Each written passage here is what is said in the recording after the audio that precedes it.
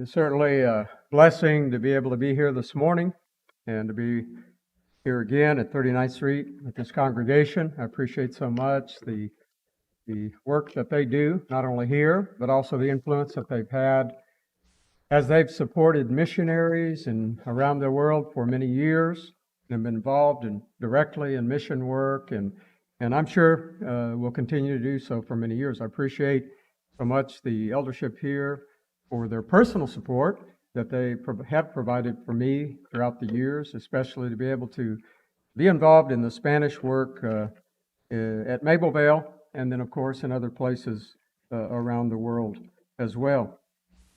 We're going to be looking in Romans chapter 13. That was the topic, and this is the text that's been assigned to me this morning. The Apostle Paul wrote these inspired words to the brethren, to the Lord's church in the city of Rome back in the first century.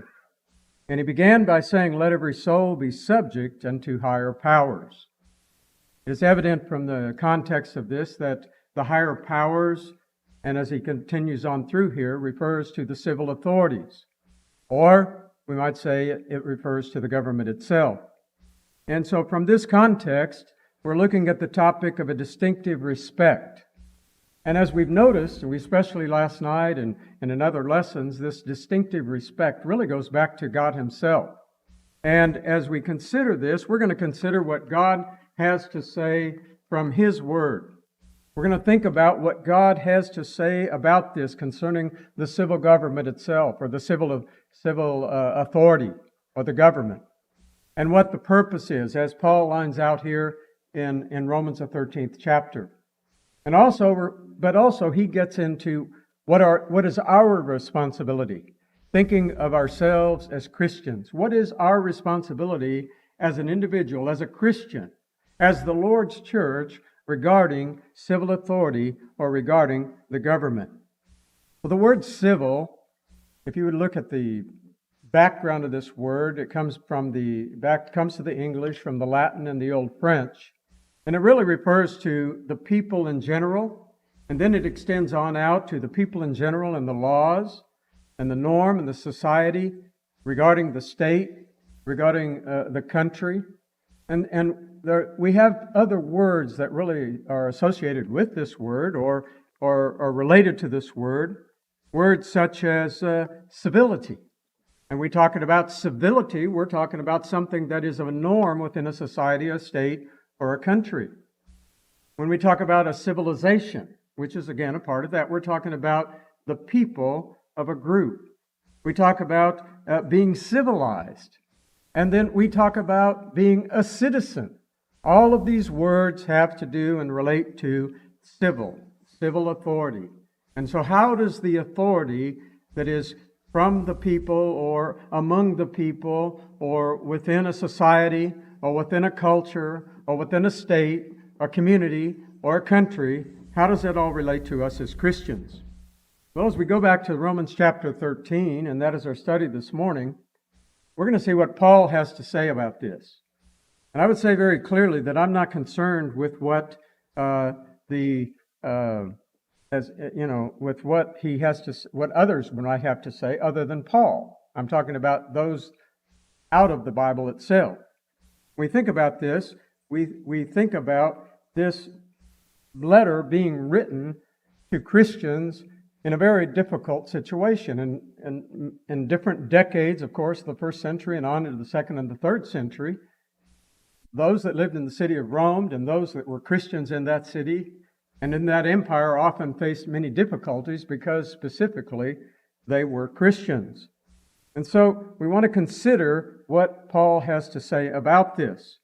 And Paul well understood the difficulties that they would have had. And they personally, as Christians in that city, would have understood the difficulties that they would have faced regarding the civil authorities. But Paul writes here, and he writes to them, and our topic, a distinctive respect for the civil authority. As he writes to them, this is what he's talking about, that they're going to be different. They're going to be different than other people. And even though they might be suffering at the hands of those government officials, And even though there might be difficulties for the church itself because of that, they were going to be different in how they viewed the government and how they responded to the government. And then, of course, he deals with some of the things that the government does itself, is to be itself. And again, as I said, I'm concerned with what, and we should be as Christians, with what Paul says here in Romans, the 13th chapter. I'm not concerned with what the United States Constitution says. The United States Constitution was written by human beings. The United States Constitution will not save the church and it has nothing to do with the eternal destiny of the church in this world, over the centuries, in this century, or the next century. But what Paul has to say here, because of the inspired Word of God, this has to do with the church. And this has to do with the destiny of the church. The church will stand, and the church will continue on. Sometimes we become so concerned with the present, we forget about what was written 2,000 years ago. But we need to remember what Paul wrote in this passage and how it relates to us. Now, the first thing that Paul, I think that as we see here, that Paul really is saying is that God himself is the ultimate authority. And it's interesting because we're reading from the book of Romans, and last night we studied in the first lesson from the book of Romans, and we also studied in the second lesson various passages. And all of these really, as I was thinking about that, and what I have prepared to say, really go back to this point. And this point is that God is the ultimate power and God is the ultimate authority, whether you're talking about life, whether you're talking about morality, or whether you're talking about our daily life as far as it relates to the government. That God is the ultimate authority, and our first allegiance is to God. He says here in Romans chapter 13 and verses 1 and 2, "Let every soul be subject unto the higher powers." Why? "For there is no power but of God, and the powers that be are ordained of God. Whoever therefore resisteth the power," that local power, but also God, "resisteth the ordinance of God, and they that resist shall receive unto themselves damnation." And we need to think about that word damnation as it's used within this context. And we need to think about it as it relates to what Paul is saying here. Yes, there are higher earthly powers. And those earthly powers begin at the local level within our communities and within our neighborhoods. And of course, as they get into cities and counties and states and federal and all of those kind of things. But Paul is making a point here that there is a distinct respect for authority by Christians, and that means ultimately our respect for God himself. When we do what Paul is saying, and when we react the way Paul says we should react as Christians within a society, within a government, within a situation that is maybe difficult for us, we are respecting God. Why? Because this is his word. And that's the ultimate authority for us.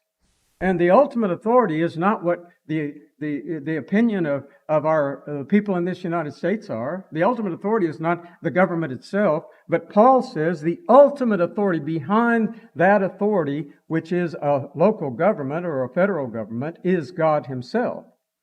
As he says, "Let every soul be subject to the higher powers." And why? And why can we? And why should we? Because he says, "For there is no power but of God." That powers that are ordained of God. Romans chapter 13 and verse 1. Now, Paul is establishing really what has been known even into the Old Testament. And we see that God was the one who was in control of the nations and the powers in the Old Testament. We go from the very beginning, from Genesis chapter 1, all the way to the end of the Old Testament, and we see that God at times raised up leaders, and many times many wicked leaders, evil leaders. But it was for his purpose, and it was for what he needed as far as thinking about, and really, ultimately, the salvation of mankind, salvation of human beings. But in Daniel chapter 2 and verse 37, we see that he raised up Nebuchadnezzar. We're not going to read these passages. I'm just going to refer to them.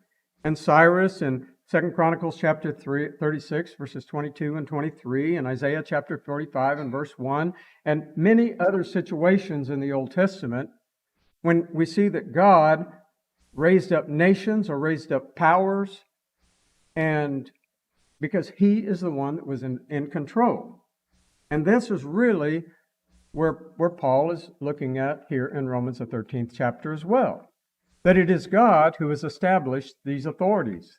That it is God who's established the system of authority from an earthly or a physical standpoint for us.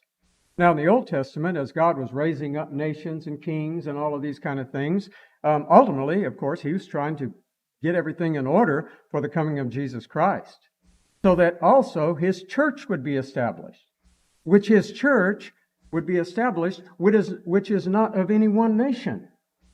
The Church of Christ, the Lord's church, is not of the United States of America, but the Lord's church is to go into all the world and is of all the world. Now, we in the United States, or we as Christians sometimes, we here in the United States, we might go into other places because we have more blessings and benefits and things of that nature sometimes that can help us, and we can help other people in that way. But the church is not just of the United States. But the powers are ordained of God. Romans chapter 13 and verse 1, he says, the powers that be ordained of God. Now, Vine, in his word study, says that the word ordain means to place in order, to arrange, signify, or appoint. So those are things related to this word where God, these powers are ordained. Thayer says it means to place in a certain order, to arrange, to assign, to place. So what God has done by establishing civil government or civil authority is exactly what the purpose of it is, to provide order. Order in this world. Order among the human race. Order among people. God, the creator of human beings, Genesis chapter 1, verses 26 and 27. And he is the one who created us, and he knows that we need order. What did he do? The very first thing, he established the home. And so in Genesis chapter 1 and Genesis chapter 2, as we studied a little bit last night, we find that God immediately established order. Order for our personal lives. Order for in the family, in the establishment of the family itself.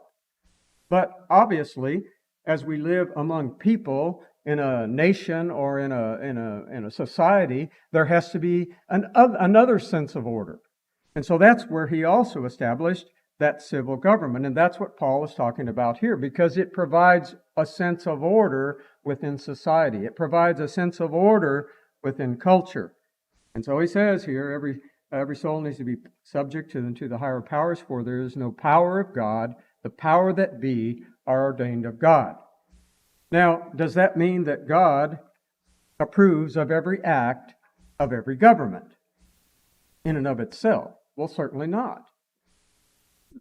God doesn't approve of every act of every government in this world, in the United States, or in any other country. There can be things, and there can be acts, and there can be laws, and there can be things put in place that individually of itself God would not approve of.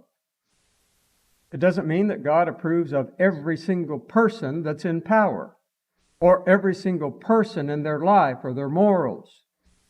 God doesn't approve of those things. Just because a person is in power doesn't give them the right to be immoral. And we know that many and most of our people that we send to our federal government in Washington, D.C. are exactly that. And so God doesn't approve of their lives. He doesn't approve of maybe certain things that they make decisions on, or even how they come to those decisions. Many of the decisions that are made in our country by those that are in positions of those powers make those decisions in a very biased manner. They make those decisions sometimes in a very ungodly manner. The things that are done behind closed doors, so to speak, in order for a law or or something to come out. So God doesn't approve of all of those things, but what he does approve and what he has put in order is the order of government itself, because this world needs that. what would a nation be like without some form of government? It would be total chaos, because it would just be, it would be self-destructive.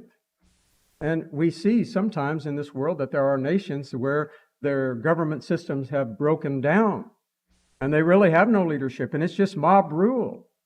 And there's violence, and there's death, and there's all kinds of things as a result of that. And it's just something that is going to happen. And so God knew that man, human beings, Christians or not, need an order, and government is a part of that system. Now, we may not, he's not even implementing a certain style of government. And we as Christians have to realize that as well. In Romans chapter 13, he's not saying, well, now you have to have this certain kind of government. There's lots of different governments in this world, and lots of different styles, and lots of different aspects of those governments. But, we may not agree with the form of government that's in China, for example. But what would that country be without government? It certainly would be a total disaster, and certainly much worse than it is at this moment. But Paul was not saying, of course, that Christians must obey the government over God, or rather than God. He's certainly not saying that at all. And we don't want to think that, and we don't want to imply that by what comes out of this. When he says, let every soul be subject unto the higher powers, and then he gives the reason why, because he is the one who has established those higher powers. He's certainly not saying, well, now you've got to obey those powers over me. No, that's not the case. In fact, God is the ultimate power, as we've noticed here, as Paul has set forth this. And we know from studying the book of Acts, in Acts the 4th chapter, in verses 18 and 20. And we know from studying the book of Acts in Acts the 5th chapter in verses 28 and 29 that we must obey God rather than men. And so we must obey God first if that law or if that government enacts something that is against the will of God itself. So we shouldn't get the idea that, well, we are to be submissive to the government, even if it is in violation of the will of God. Paul is certainly not saying that. We are to obey God rather than men, as we can see in the book of Acts and many other places as well. But we also have to keep this in context with what he says here next in verse 2. Whosoever therefore resisteth the power, resisteth the ordinance of God, and they that resist shall receive unto themselves damnation. That word damnation we have to keep in the back of our mind, because this is part of the context as well of what he's talking about. And it's a very strong word that Paul is using to the Christians about their relationship to the government. About their relationship to the government. There may be a time when we cannot comply with what the local or the federal government has put in order for us to do. And that is true, and that is a fact. We must obey God rather than men. And there may become a time or a situation when we cannot comply with that because we can't complete the will of God if we do. And that's an important fact to consider. But in the context of this, we also have to be, Paul is talking about rebellion. And he's talking about that you as a Christian cannot just simply be rebellious in the name of Christ. He's saying that you as a Christian cannot just resist because you can say, well, I'm a Christian. I don't agree with that. No, that's not what Paul is saying. Paul is not saying that at all. In fact, he's saying that to be rebellious is to bring damnation. And of course, that's seen in Romans chapter 1 as well. And that's certainly seen in many other passages as well. And so if we're going to do anything that is not in compliance with the government, whether it be local, whether it be state, federal, or whatever the case might be, we better be 100% sure that it is in violation, that what we would do would be in violation of the will of God if we were to comply. We better be 100% sure that that's the reason, and not because of some political view that we have. Just because our neighbors and our friends or the television tells us, well, this is the political view, we better be sure, because he says right here, damnation. Put that in the context of instrumental music. Put that in the context as a lesson we heard yesterday morning about the Lord's Supper. Put that in the context of with everything else that we have to do. And we say, well, if this is not done according to the will of God, there will be damnation. Paul says here that if we as a Christian are rebellious, we will suffer damnation. Rebellious toward the government. So we better be careful and 100% sure that what we are doing is because we're doing the will of God and not because of the winds that we find in our country. Paul is making that very clear here. Now, yes, there is a time to comply, but there may be, but we've got to be sure that it's according to the will of God. Now, one of the things I think that we also have to reconsider is that we also have to consider, and it's so easy for us to do as Christians in the United States, is to think that we want to wrap the cross in the flag. I've seen it. I've seen it on Facebook. I've seen posted sometimes by members of the church, sometimes by those that are not. You'll see the cross and it's wrapped in the American flag. I think about that when it comes across because of brethren in other countries. Would you like to see the Russian flag wrapped in the cross? Would you like to see the Chinese flag wrapped in the cross? Would you like to see the Cuban flag wrapped in the cross? Would you like to see the Mexican flag wrapped in the cross? They would. They would. We have to be very careful when we put the church in the context of this world. We have to be very careful when we put the church in the context of the United States of America. There are brethren very possibly listening and watching at this very moment and have been watching and viewing from other countries. And so the church does not have a flag. The church has no flag.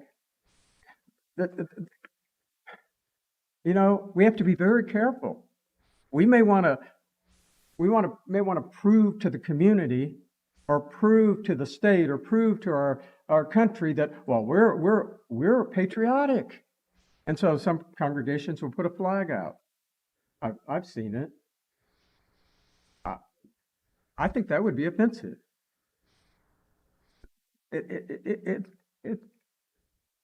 We are not the Church of the United States. We're the Church of Christ. And the Church of Christ that goes into all the world and preaches the gospel to every creature. And that's what Paul is trying to say here, that this gospel is for everyone and every government and every situation and in every time. Now, the purpose of government he also outlines here as well. As he says here, to be a minister of God for good. Romans chapter 13, verses 3 and 4, he says, For rulers are not a terror to good works, but to evil. Wilt thou then not be afraid of the power? Do that which is good, and thou shalt have praise from the same. Well, he's stating a principle here, obviously. This is the purpose of government, the purpose of establishing it, is to be a minister or a servant of God in this world for that which is good. Now, that doesn't always happen. As I said before, God isn't always pleased with every decision of every government or every person that's in government. But its purpose in general is to be serving that which is good. And he will go on here in just a moment to talk about or to write about just what he's referring to. Paul would say here that its purpose is for that which is good. You remember Peter wrote, as he talked about Christian suffering, in 1 Peter chapter 4 and verse 15, the first part of that verse, he says, But let none of you suffer as a murderer. You may suffer as a Christian, You may suffer because you're living the Christian life. You may suffer because you're not in compliance with the laws of the land because they violate the will of God. But let none of you suffer as a murderer, as a thief, or an evildoer. 1 Peter chapter 4 and verse 15. Because Paul here, and as we think about that in relation to what Paul writes, Paul is saying that is one of the purposes of government. And that's the main purpose, is to promote that which is good and to, as he says in verse 4, for he is a minister of God to thee for good. But if thou do which is evil, be afraid, for he beareth not the sword in vain, for he is a minister of God, revenger to execute wrath upon him that doth evil. So, we think about what Peter wrote, we think about what Paul wrote, what Paul is writing here, and it's really what he says. The general purpose of government is to provide that order, that general sense of taking care of crime, we might say, punishing that which is evil, punishing that which is the robbers and the thieves and the murderers and those that are hitting, just beating up other people and all those kind of things that happen. The order, provide the order, the sense of order, the sense of law and order within a society, within a culture. And he doesn't really get much into all those other things that really, for us, would be opinion. As we would get into, well, the government should do this and that and that. And of course, that depends on each government and each local government and those kind of situations. But the government punishes criminals, as he says here, then that's the civil authority, that's the responsibility. To be a minister of God, a revenger to execute wrath upon him that does evil. And there are many countries that do very well at that. And sometimes we don't do very well at that. Sometimes countries abuse it, and maybe we go too far sometimes at leniency. I don't know. That's an opinion, of course. But this is the general purpose. There is that establishment of that law, of that order, of civility, of being able to know that it is a safe place that you could live. One of the things that we must do, of course, as Christians is respect the laws of the locality of the community or county or state in where we find ourselves. And I suppose here, those that live here, right here in Kansas City area, you probably understand that more than anyone, because some of you live in Kansas and work in Missouri, or you live in Missouri and work in Kansas, or you're continually going from one state to the next, and you understand the differences in the laws in the states. And you understand that if you live in Kansas and you come over here and there's something that some law or regulation or whatever, you can't just say, well, I live in Kansas. Well, I live in Kansas. No, but you're here. Or if you're in Missouri and you go to Kansas, you can't just say, well, I live in Kansas City, Missouri, but you are in Kansas. And that's the way it is with us. And in every place that we go, we have to respect the local laws. I can't just say, well, I live in Arkansas and here I am in Missouri. I can do what I want because it's legal in Arkansas. No, we have to be very conscientious as Christians to be able to understand, well, what is required in this location, because there is a law there, or because there is a government there, there's a civil authority there. And as Christians, we try to respect the civil authorities even at those local levels. And so that's one of the things that Paul is teaching us as well. We're not rebellious people. We don't just say, well, I don't like that. I don't like it that stop sign's there. I don't like it that I have to go and fill out this paperwork and pay $10 for this or that or the other. If that's what the civil authorities are saying, that's our responsibility as Christians. We may not like it, but that's not an issue. Paul says that we need to be in subjection unto the higher powers, because if we don't, and if we are just simply rebellious people as Christians, in the name of Christ even, we could suffer damnation or condemnation, as he would say here. Now, when Brother Chuck Northrup and I and Brother Jaime Hernandez from Mexico, we went to Cuba a few years ago. And when we went there, we went to a town way out, and we came to the city, and we went to the house of the man that was preaching, the preacher, local preacher there. It was his house. The church also met there. And we went in, and we go in there, and we sat down at the table, and one of the first things that he did was he handed us this. I know you can't read it, and it's in Spanish, but it's the Constitution, Republic of Cuba. He sat us down and he began to go through with this. What we could do as non-citizens, what we could do as far as preaching and teaching in the country of Cuba. Why? He wanted us to, he was trying to protect us, for one thing. And he wanted to make sure that we did nothing that was in violation of the law. He wanted to make sure that we were being respectful, as Romans chapter 13 says. He was doing everything he could to protect us so that, yes, that we could come home. Yes, that we could preach the gospel of Christ in that country. And, you know, we were able to preach. There wasn't anything we couldn't preach, as long as it came from the Bible. Chuck preached some lessons and talked even lessons directly to some of the authorities. And I preached, and Brother Jaime preached.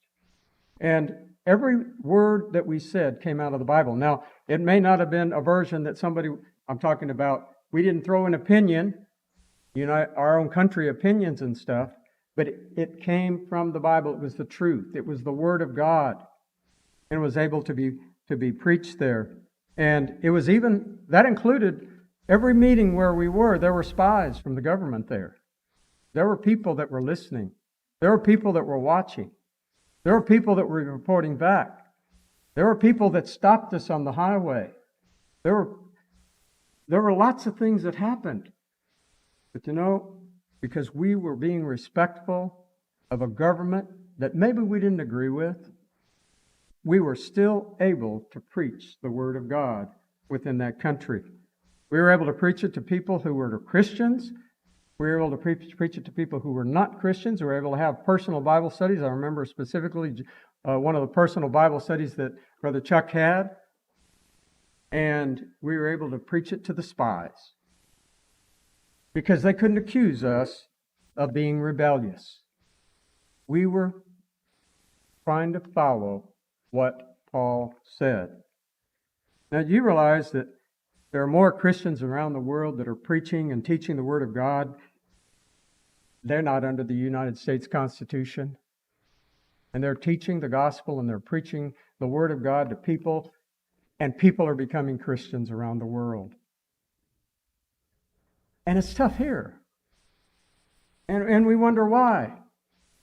And sometimes you might think, well, maybe it's because of our Constitution. That's my throwing it out. I'm just throwing it out. Maybe it's because of our society. Maybe it's because of where we've gone or where we're going.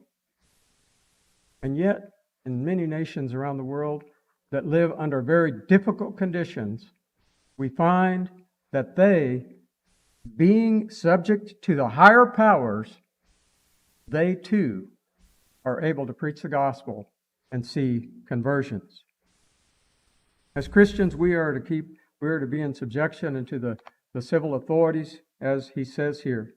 But he continues on here in Romans chapter 13 and verse 5. He says, "Wherefore you must need be subject not only for wrath, but also for conscience sake." As Christians, it goes to a deeper level for us.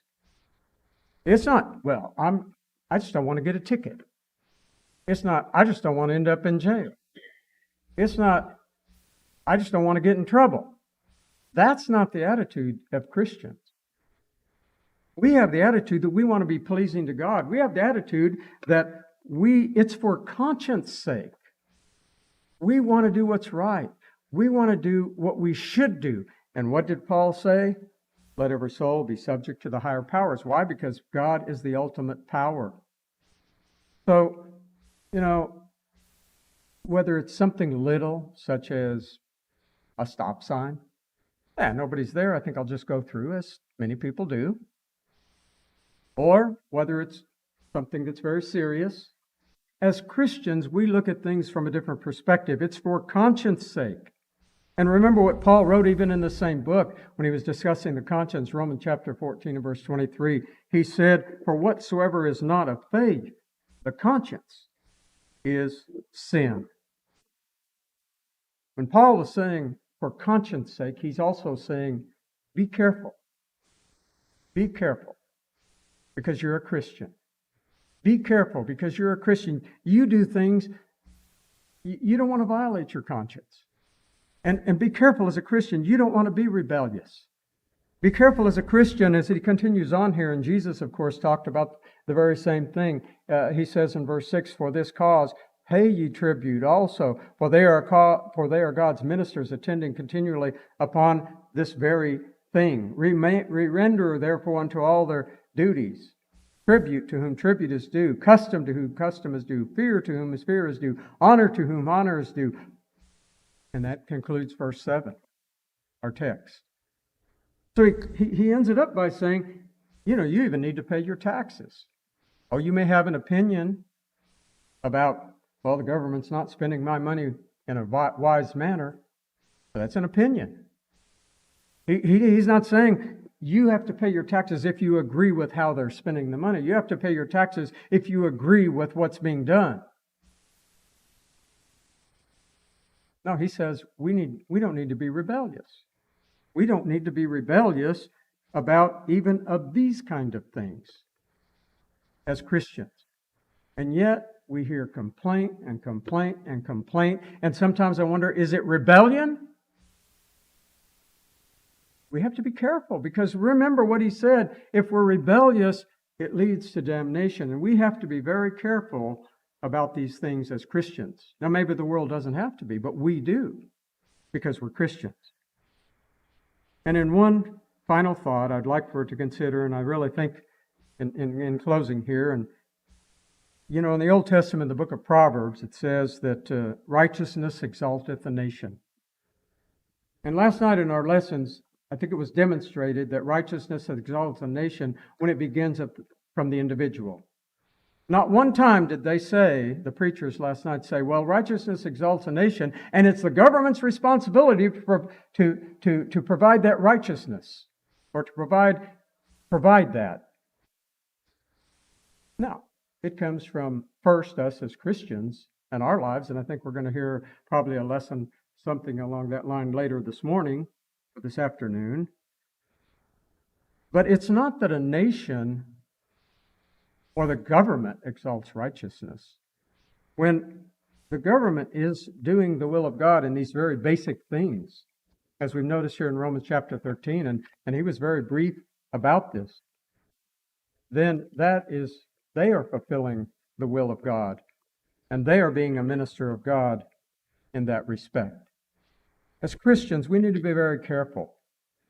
We talk about sometimes of how the denominational world or people in the world follow that which is out there, the winds.